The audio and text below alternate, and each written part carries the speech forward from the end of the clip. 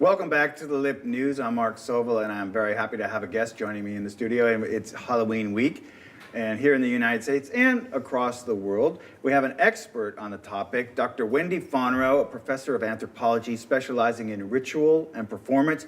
She has studied Halloween and related holidays for more than 20 years, starting with her master's thesis examining the history and meaning of trick-or-treating. She's also the author of Empire of Dirt, the aesthetics of ritual and British indie music. And also, she's known for her column, Ask the Indie Professor in The Guardian. Help me welcome Dr. Wendy Fonarow. Thank you. It's so nice to have you here. Yeah. And so, you did a thesis on trick-or-treating. Yeah, I did a thesis on looking at contemporary trick-or-treating practices. Most of the time when I tell people I do research on Halloween, they ask about the history. So that's where most people think the meaning lies. But in looking at anthropology, you see that over time rituals change. And in changing over time, they reflect the needs and thought processes of the local population. So basically, I decided I wanted to see what was going on, that children were doing trick-or-treating when in the earliest incarnations of going door to door and basically threatening people to give you things, it was actually neighbors with neighbors. So Halloween has a long tradition and a lot of different forms that it's taken over the centuries. So we're going to cover some topics about modern phenomena and Halloween and the related holidays. But I want to get to the core of some of the origin and as it relates to what we do now. Is this something that you're interested in talking about? Or? Yeah, I mean, one of the things that I think that there's always a little frisson around Halloween because some of the iconography is antisocial. So people often think of it as being anti-religious, but the name itself is a contraction of All Hallows Eve. Mm-hmm.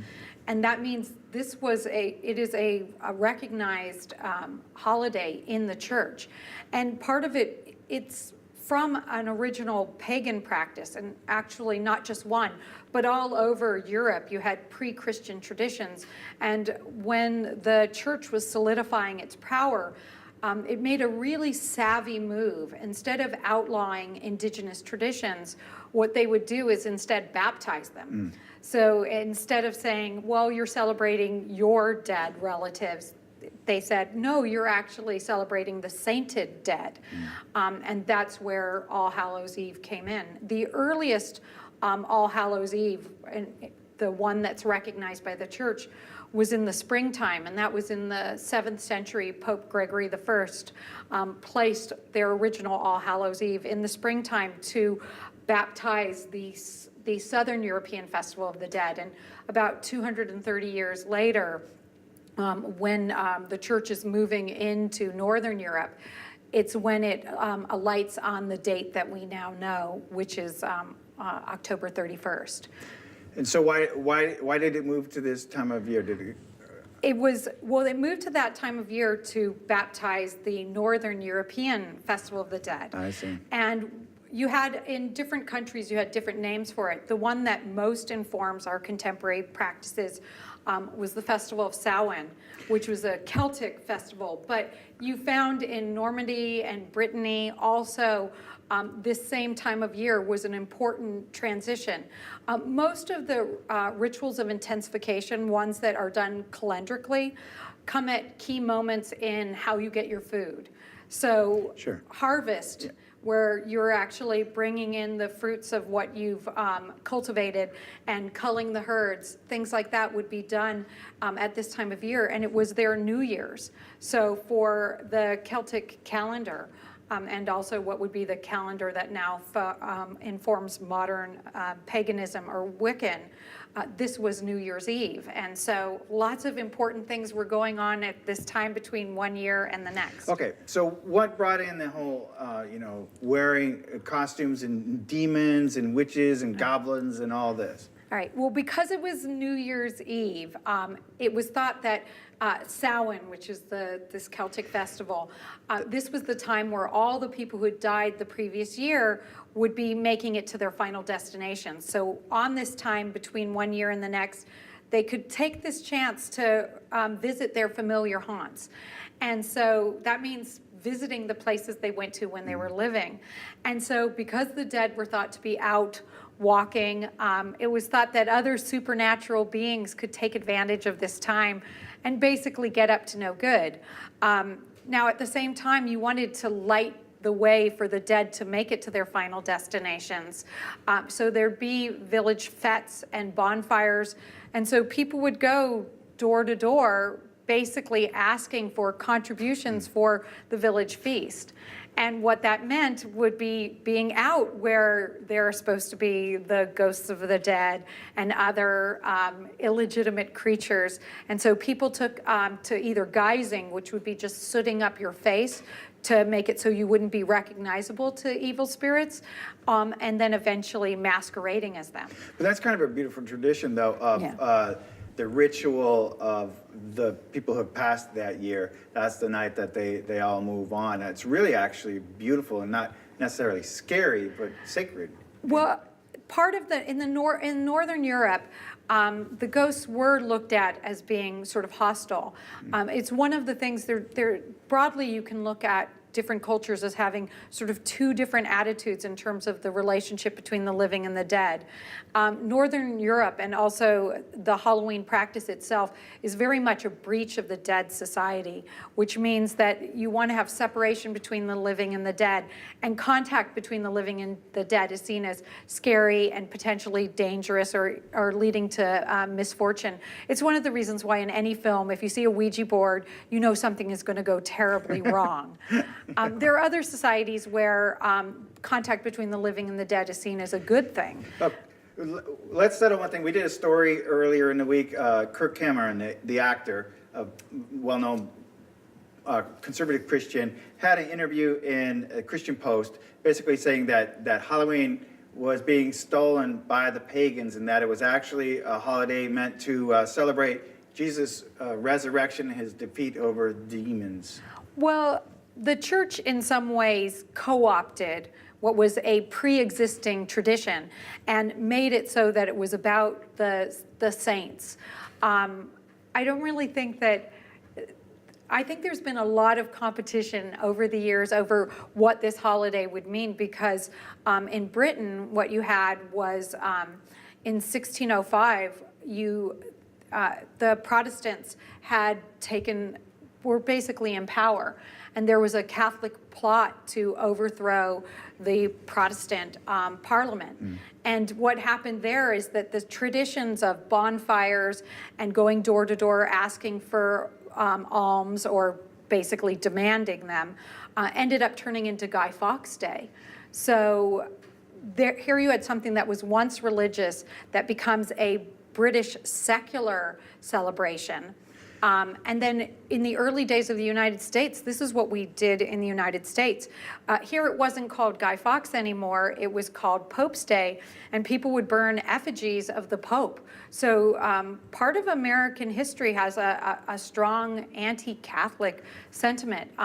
We stopped doing that during the Revolutionary War because George Washington was savvy enough to go, maybe we shouldn't upset our allies, because the French Catholics were assisting the Americans during the Civil War. I'm not the Civil War, excuse me, the Revolutionary War. So okay, let's talk about Guy Fawkes Day. This is in modern culture today. The Guy Fawkes Mass has become synonymous with anonymous. Yes. And the Occupy movement, and from the film V for Vendetta, in which it was used. But the tradition. The penny for the guy. Is this where the name, like when you call somebody, hey, that guy over there? Do you explain the penny for the guy? Well, there was a plot, a treason plot, in London, and actually it was James I of England, who also was behind one of the first big witch hunt trials in Scotland, and was also the source material for Macbeth. One of the people, and the one who supposedly was caught with a lantern, his name was Guido Fawkes. And so it got anglicized and became Guy Fawkes Day. But he wasn't the most powerful, and actually he didn't even speak English, he was Italian. And yeah, they wanted to blow up the parliament, and there's a lot of suspicions that the government knew about it before they let it get up to that last moment. So there are a lot of conspiracies, and because it's a political figure and secularized, even though its original impulse was a religious one, you can see why that idea of blowing up political authority would then be appealing for anti-government sentiments. So it's interesting that in the last couple decades that Guy Fawkes has entered into the American consciousness. Well, how is it celebrated in England, though? Oh, in England, what you have is giant bonfires. People will build effigies of the guy, of Pope, and then other figures that have sort of antisocial sentiments. A couple years ago in Essex, they did a giant Lance Armstrong effigy that they burned up. So people come, kids will often make what looks like a scarecrow of a guy, and they'll put out signs or go door to door and say penny for a guy. Sometimes they'll just like sit with a wheelbarrow and wheelbarrow the guy from place to place. Right, so you say guy, the guy is the dummy, Yes, as it the were. guy is the dummy. And so now we refer to a person, a male, as a guy. Yeah, I'm not sure if that is... No connection. Well, no, I don't know. Okay. So Is this where, it's a good question. I should look. The film, The Great Rock and Roll Swindle, there's a scene where they're going back in time and they're burning effigies of the Sex Pistols. Is this an homage to this Well, ceremony? there's a good chance that since you could pick any sort of political figure or social figure to burn on a bonfire, I'm not sure if they actually did, but there were a lot of people who were upset about the Sex Pistols, so there might have... Seditionary. Okay, so coming to now the colonies, and you're referring to the witch hunt era of, happened in the 17th century in the United States, and it wasn't the United States at the time, but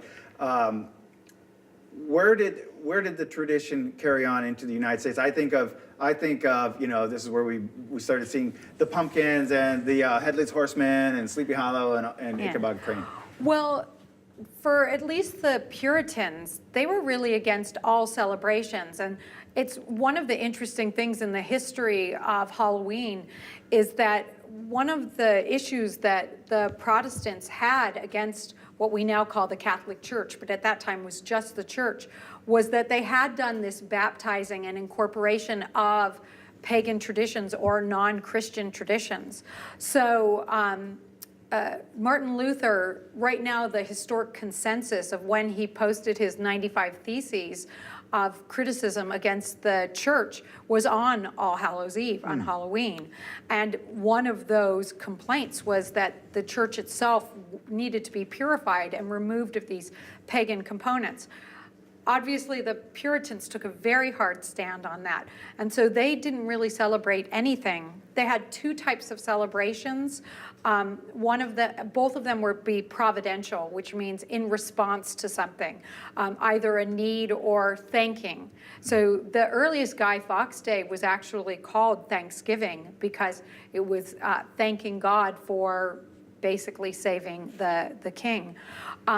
You had in some of the more urban areas, you had Pope's Day, but you really don't get the contemporary Halloween practices until you get the Irish potato famine, and you have this huge population of Irish citizens entering into the United States. In Ireland, what you would use for your jack-o'-lantern was actually a beet or a turnip, but when it came to the New World, you've got these amazing orange gourds, and that's sort of the origins of our contemporary jack-o'-lantern. It's just because that's what was in the local vicinity. Well, the they're much better. Well, they're bigger. They're bigger. They're easier to carve. You Yes. can make a face on them. Yeah, that's for So, sure. yeah, the turnip, I mean, a lot of people now looking at the historic records have tried carving out turnips and beets. I have, but it requires a much more delicate hand. Sure. Okay, so then, at what point do we get back to the concept of trick-or-treating? Well, around the 1850s and sort of the well, it's a little later, but in the post-Civil War era, what you start getting are lots of American celebrations. And at that point, you really have, it's more adults going door to door, neighbors with neighbors. And part of trick-or-treating is, if you think about it, it really is someone coming up to your house and threatening you. If you don't give me something, I'm going to do something horrible to you. So one of the things that trick-or-treating allows is this expression of hostility in this symbolic form. So there was this element of neighbors coming in disguises to your door asking for things in a really hostile fashion that then would be placated if you gave them something that they would then leave. That's sort of that early foundation of meaning. It isn't until the 20th century where you start really getting children doing trick-or-treating. So a lot of people who complain about adults going trick-or-treating and saying that's wrong, in some ways it's the adults doing what they were originally. Okay, and so now, we're familiar with the 20th century version of trick-or-treating with children going around the neighborhood. Yeah. But now you talk about a more recent phenomena called the Halloween hotspot. Yes. Or like finding the good neighborhoods and actually going somewhere else beside your own neighborhood to trick-or-treat. This is a relatively new phenomenon. It is. It's really a direct result of some of the things that happened in the 1990s, where at that time, the myth of the Halloween sadist, and what that is, it's the urban legend that someone put drugs in candy or razor blade in an apple. Yeah. There has never been a death or serious injury ever due to There's candy always been tamper. That fear, though. Yes. And it really became exacerbated in the 90s, enough so that hospitals would x-ray candy, and a lot of people stopped taking their kids door to door because they were worried about the Halloween sadist. 9/11 happened, and there was this very weird fear about some sort of contamination or some kind. I mean, all of those anxieties about strangers touching your food. And as well, if you think about it, Halloween is all about taboo things, because the whole joke of what you say to children is don't take candy from strangers, except on Halloween, please take candy from strangers. And there's even some acknowledgement of parents while they're doing these things to protect their kids from Halloween candy. As soon as the kids go in the other room, the parents will eat the candies in these open wrappers. So there's some knowledge that this is a false threat. But that concern meant that people stopped trick-or-treating and went to the malls. And that left neighborhoods where people who wanted to participate in the holiday by giving out candy, nothing to do. You'd have one or two kids come. But now it's a controversy. Now you get hordes and hordes of kids going to like the rich neighborhoods or nice neighborhoods where there's big houses and big old trees and stuff like that. Is this cool or not cool? Can we do it? Well, first of all, it's not the richest neighborhoods, because the richest neighborhoods are really undesirable. Or you can't get to them because of the gates and stuff. Not that. They're not close enough together. The houses are too far apart. Okay. The best areas tend to be middle class or upper middle class neighborhoods, but really you want to find a neighborhood where people are actually participating. Because in the same period of time since the 90s, there's been a huge upswing in terms of adult participation in masquerade and parties. And if you have people who are not at home, well, then that's a terrible place to go trick-or-treating. Okay, so you're okay with the idea of load the kids in the car, let's go to yeah. Absolutely, because why should you go in a neighborhood and walk for an hour and only find 3 houses where people are home that you can get candy, when there's another area where people obviously want kids to come? Because it's not just a socioeconomic aspect that makes a neighborhood good, and it's not even just a walkability. You also need something I like to call an attractive nuisance, which are these sort of DIY haunted houses. When you've got a family that's really decorating, or a household that's really decorating, that attracts trick-or-treaters. They know that you're really motivated. So they want to go to the neighborhoods where you've got an attractive nuisance. And once you have one, very often everyone else in the neighborhood sort of catches on board and also decorates. I mean, so here, the example would be Hancock Park, certain areas of Hancock Park. Now, are people down with it? Are they like going, come on over? There's some ambivalence, because one of the things is that rituals tend to deal with sort of structural relationships, and that means for most of the last century it was about the relationship between adults and children. Now, one of the things that's getting played out, and why people have a little bit of anxiety about this, is that when you have a Halloween hotspot, it ends up being really economically diverse there, and ethnically diverse. So those are some of the things that are being played out in the fact that our neighborhoods are homogeneous when we live in a heterogeneous culture. So there is all the kids care about who's got the big candy bars. Yeah, that's all they want. The kids want to go to the houses that have the best candy, which may or may not be the case in hotspots, because in a hotspot you'll have a couple thousand children and adults come. So it's sort of up to the householder how much money they want to spend on candy, because it's one of the few areas of Halloween, despite the fact you're getting a more diversity of candy, it's one of the few areas that you aren't having growth, you're having reduction. And that's because there are more houses where people are choosing to go out and do other things. Professor Wendy is given the green light, the OK stamp on the mobile feast, as it were, for oh yeah, going. absolutely. All right, so you're okay to go. So now I want to talk about the Day of the Dead, Dia de los Muertos. Here in Southern California, it's really big. It's, of course, a Mexican tradition. It takes place in, now, this is one of my favorite things to do. Is I know that it's commercialized, the version that happens at the Hollywood Forever Cemetery. It's more of a public kind of event rather than an actual private event, but the real history of it, of families going to the cemetery and carrying out the festivities. Explain what that's about, the real, true version of it. Well, while Halloween is a breach of the dead, where the ghosts are considered to be scary and going to the graveyard is supposed to be frightening, that's why you have Not Scary Farm or events like that.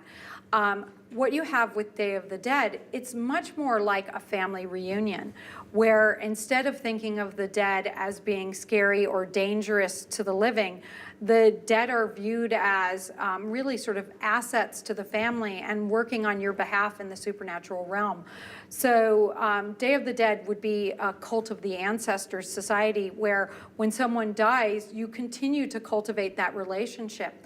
And what's amazing about Dios de los Muertos is that this is a time where the family that's been broken by death can get back together and share one more meal with their loved ones. And so part of what you have on the altar, you have certain traditional items like pan de muerte, the bread of the dead.